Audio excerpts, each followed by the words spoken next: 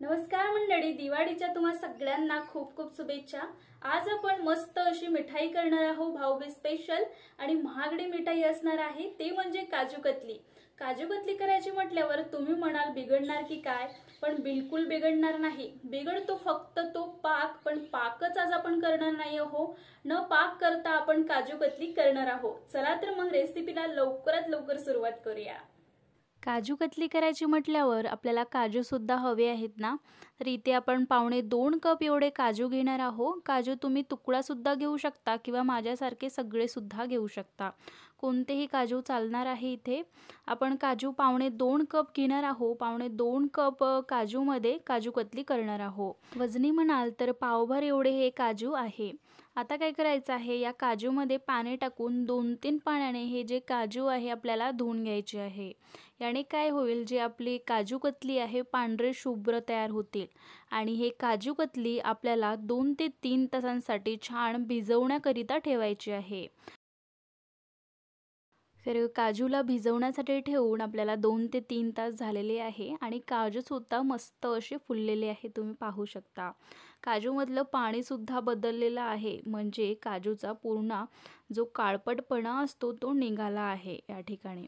पण तरी सुद्धा आपल्याला हे जे काजू आहे 2-3 पाण्याने आपण पुन्हा एकदा धुवून घेऊया आणि यामधलं पूर्ण पाणी काढून घ्यायचं आहे। आता काय करायचं, एका चाळणीवरती हे जे काजू आहे काढून घ्यायचे आहे आणि 4-5 मिनिटांसाठी हे जे पाणी यामधलं निघण्यासाठी ठेवायचे आहे। तर या काजूमधलं पूर्ण पाणी निघालं आहे। आता काय करायचं, एक मिक्सर जार घ्यायचा आहे। मोठा घ्या, म्हणजे सगळे व्यवस्थित एकाच ह्याच्यात निघून जातील। हे सगळे आपण काजू जे आहे या मिक्सर जारमध्ये टाकून घ्यायचे आहे आणि पाणी न टाकता आपल्याला मिक्सरवरती आधी वाटण करायचं आहे। हे मस्त असं पेस्ट बिलकुल सॉफ्ट असायला हवी, यामध्ये एकही दाणा काजूचा असायला नको आहे। त्यामुळे आपल्याला सॉफ्टशी पेस्ट रेडी करायची आहे। त्यासाठी काय करून घेऊया, मिक्सरवरती आधी आपण असंच काढून घेऊ पाणी न टाकता, नंतर आपल्याला पाणी टाकून सुद्धा काढायचं आहे। तर काजू मिक्सरवरती आपण काढून घेतले आहे। एक एक दाणा काजूचा यामध्ये दिसत आहे, या ठिकाणी तुम्ही पाहू शकता। पण आधी ना पाणी न टाकता काढायचं, म्हणजे व्यवस्थित वाटण तयार होतील आपलं। आता यात काय करून घेऊया, आपण पाणी टाकून घ्यायचं आहे। पाणी टाकायचं म्हटल्यावर खूप पाणी यामध्ये टाकू नका।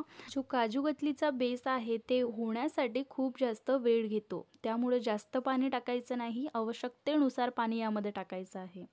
तर खूप झालं, 2 ते 3 चमचे यामध्ये पाणी टाकून घेऊया। जे पोहे खायचे चम्मच आहे ना, त्याने आपल्याला यामध्ये पाणी टाकून घ्यायचं आहे। मी 4 चमचे टाकले होते पाणी, हवं असल्यास यापेक्षा कमी सुद्धा तुम्ही यामध्ये पाणी टाकू शकता। पुन्हा एकदा आपल्याला वाटून घ्यायचं आहे मिक्सरवरती आणि या ठिकाणी तुम्ही पाहू शकता किती सॉफ्ट असा ह्याचा पेस्ट रेडी झालेला आहे। काजूची हे जे पेस्ट आहे छान बोटांवरती घ्यायची आणि बोटांवरती घासून पाहायची आहे, म्हणजे काय होईल, लक्षात येतील आपल्याला की त्यामध्ये दाणे वगैरे तर नाही आहेत ना। काजूचा एकही कण त्यामध्ये ठेवायचा नाही, नाहीतर काय होईल, आपली जे काजू कतली आहे खाण्यामध्ये सॉफ्ट लागणार नाही। आता काय करायचं ना, ज्या भांड्यामध्ये आपण हे जे काजू कतलीचा बेस आहे शिजवणार आहोत, त्या भांड्यामध्ये आपल्याला हे जे काजूची पेस्ट आहे काढून घ्यायची आहे या प्रकारे। जर तुमच्याकडे नॉनस्टिक कढई असेल तर आवर्जून नॉनस्टिक कढई किंवा नॉनस्टिक पॅन घ्या, कारण हे खूप चिटकतात जेव्हा आपण हे शिजवायला घेतो, किंवा जाड तळायची कढई घ्यायची आहे।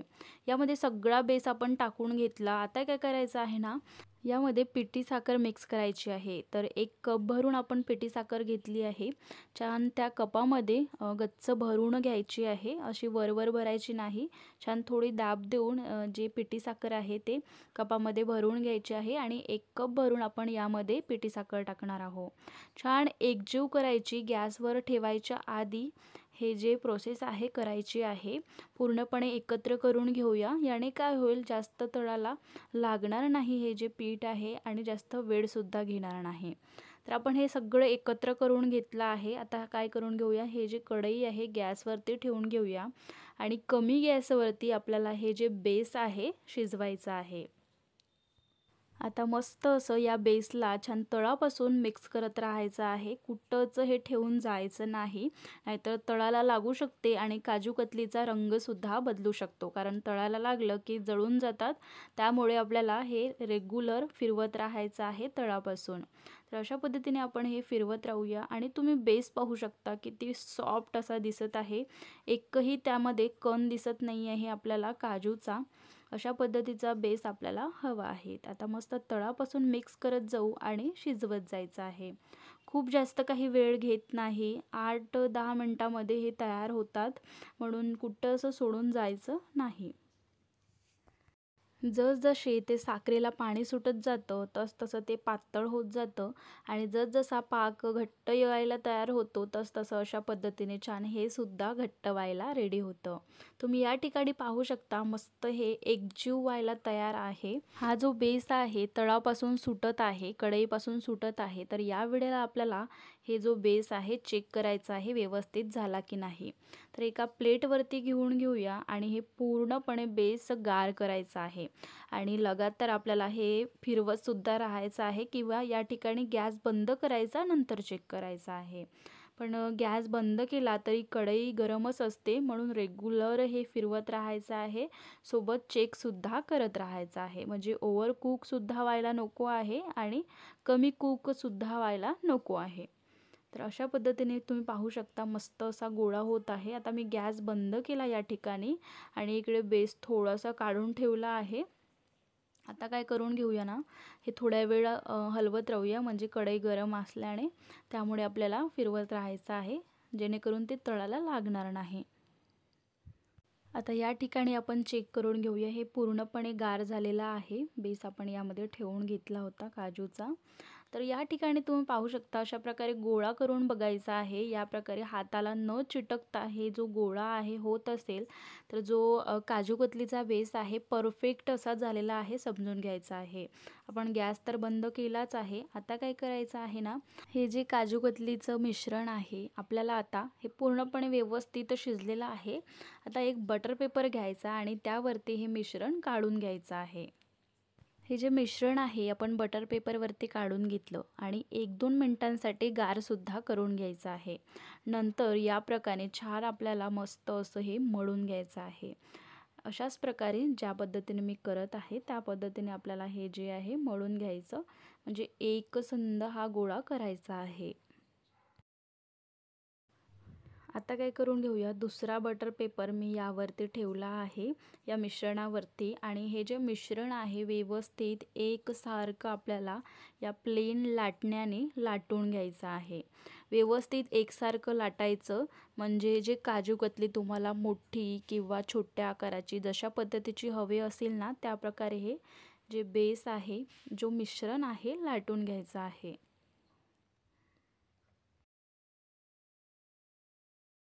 मिश्रण तर आता आपण लाटून घेतलं आहे. काजू कतली मार्केटसारखी दिसावी याकरिता आपल्याला यावरती चांदीचं वर्कसुद्धा लावायचं आहे. तर हे जे चांदीचं वर्क आहे कोणत्याही स्टोअरमध्ये किराणा स्टोअरमध्ये मिळते किंवा ऑनलाईनसुद्धा हे जे चांदीचं वर्क आहे मिळतात. तर अशा पद्धतीने हे जे चांदीचं वर्क आहे आपण यावरती लावून घेऊया. हे जे चांदीचं वर्क आहे नाही लावलं तरी काही हरकत नाही. पूर्णपणे स्किप करू शकता. याने काही चव वगैरे नाही पण खूप मस्त असं आणि मार्केटसारखं दिसण्यासाठी म्हणून हे जे चांदीचं वर्क आहे आपण लावत आहोत. मंडळी या ठिकाणी आपण वर्क तर लावून घेतलं आहे चांदीचं. आता आपल्याला कटसुद्धा करून घ्यायची आहे. तर नेहमी आपल्याला काजू कतलीच्या आकारामध्येच कट करायची आहे. ज्या पद्धतीची असते काजू कतली त्याच पद्धतीमध्ये म्हणजे डायमंड आकारामध्ये हे जे काजू कतली आहे कट करून घ्यायची. जर तुम्हाला दुसऱ्या आकारामध्ये कोणत्या जर करायची असेल तर करू शकता काही हरकत नाही. पण अशा पद्धतीने काजू कतली तर काजू कतलीच्याच आकारामध्ये योग्य वाटते मला तरी वाटते. तर मस्त अशी आपण हे जे काजू कतली आहे कट करून घेतली. लांब लांब आपण हे जे कट आहे मारून घेतले आहे. आता आडवे कट आपल्याला मारायचे आहे जेणेकरून ते काजू कतलीच्या आकारामध्ये कट करून येतील. आणि या ठिकाणी आपण संपूर्ण काजू कतली कट करून घेतली आहे आणि या प्रकारे काढून घ्यायची. किती सुंदरपणे निघाली आहे आणि काही सुंदर आकार आलेला आहे. त्याचा टेक्स्चर बघू शकता तुम्ही, मस्तच दिसत आहे. तुम्ही यापुढे ना तुम्हाला मार्केटमधली काजू कतलीसुद्धा फेल वाटेल, एवढे सुंदर, सुबक आणि खायला तर काय सांगू, मस्तच होऊन तयार होते. तर तुम्ही सुद्धा या भाऊबीजला तुमच्या भावासाठी मस्त अशी काजू कतली घरीच करून ट्राय करा. मस्त होऊन तयार होते. तुमचा भाऊसुद्धा खुश आणि गिफ्ट मिळालं की तुम्ही सुद्धा खुश. तर नक्की ट्राय करा. चला तर भेटूया पुढच्या व्हिडिओमध्ये आणि व्हिडिओ आवडला असेल तर लाईक, शेअर आणि सबस्क्राईब करायला विसरू नका. भेटूया अशाच नवनवीन आणि चमचमीत रेसिपी घेऊन. तोपर्यंत मस्त रहा. थँक्यू.